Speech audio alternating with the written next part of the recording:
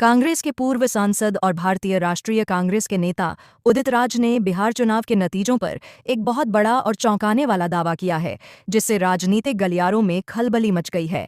उनका यह दावा राष्ट्रीय जनता दल (आरजेडी) के नेता और मुख्यमंत्री पद के उम्मीदवार रहे तेजस्वी यादव से जुड़ा है।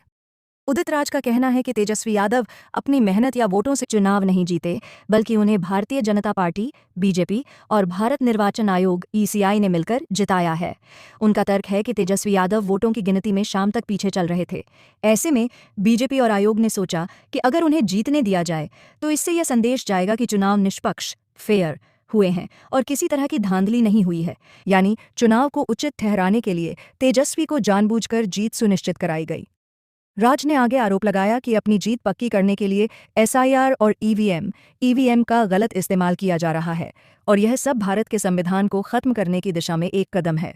उनका मानना है कि बिहार चुनाव के नतीजे तो पहले से ही तय हैं कि बीजेपी को कितनी सीटें जीतनी हैं और कितनी सीटें बाकी पार्टियों के लिए छोड़नी हैं।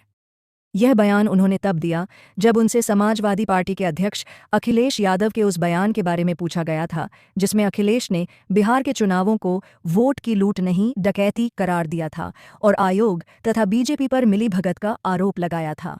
उदित राज ने देश के भविष्य को लेकर भी गहरी चिंता जताई। उन्होंने आशंका व्यक्त की कि बीजेपी 2027 में वन नेशन वन इलेक्शन, एक देश एक चुनाव लागू कर सकती है।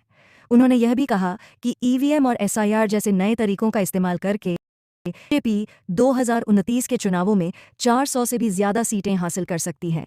राज के अनुसार बात अब बहुत आगे निकल चुकी है और देश अब रूस और चीन जैसे मॉडल पर चल रहा है, जहां चुनाव के नतीजे पहले से ही तय होते हैं।